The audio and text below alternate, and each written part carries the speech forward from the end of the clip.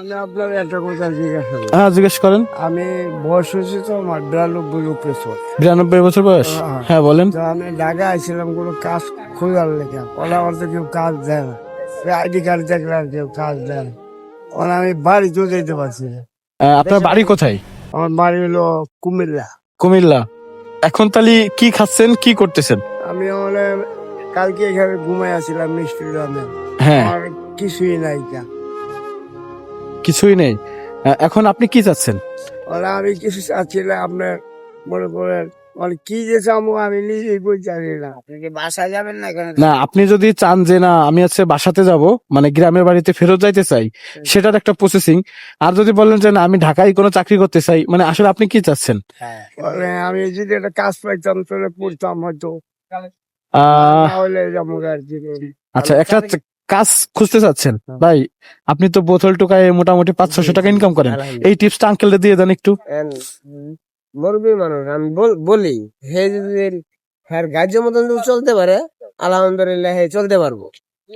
কিন্তু অনেক আমি এখন বললাম না, এখন কই যায় ঘুমাবো না ঘুমাবো, মনে করেন যা বন্ধু বান্ধবের সাথে ঘোরাঘুরি করবো। ওই যে হাইকোর্টে খাওয়া, ওই যে আপনার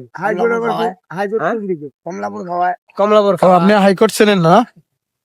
আপনি শোনেন হাইকোর্ট চেনেন না? ভাই, তাহলে আপনার একটা দায়িত্ব দিই। আঙ্কেল যেহেতু এখন বিপদে আছে, আপনার এই বোতল টুকানোর বিষয়গুলো ওনারও শিখাই দেন। শিখাই দিলে কি হবে, লাগে ওনার সাথে থাকেন, 2-1 দিন চলেন, ঠিক আছে?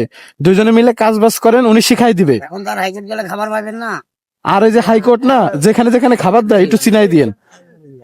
তাহলে আপনি হচ্ছে শোনেন, আপনি হচ্ছে ভাইয়ের কাছ থেকে বুদ্ধি নিয়ে বোতল টুকায় নাকি 500-700 টাকা ইনকাম করা যায়।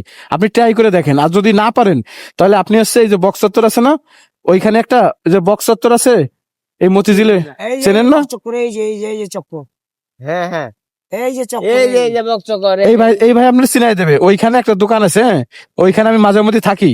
তো আপনি দেখা করেন, আপনার জন্য কিছু করা যায় কিনা চেষ্টা করবো আর কি। আলহামদুলিল্লাহ। বুঝেন নাই? দেখা যায় একদম সোজা বরাবর। এই যে চক্কর।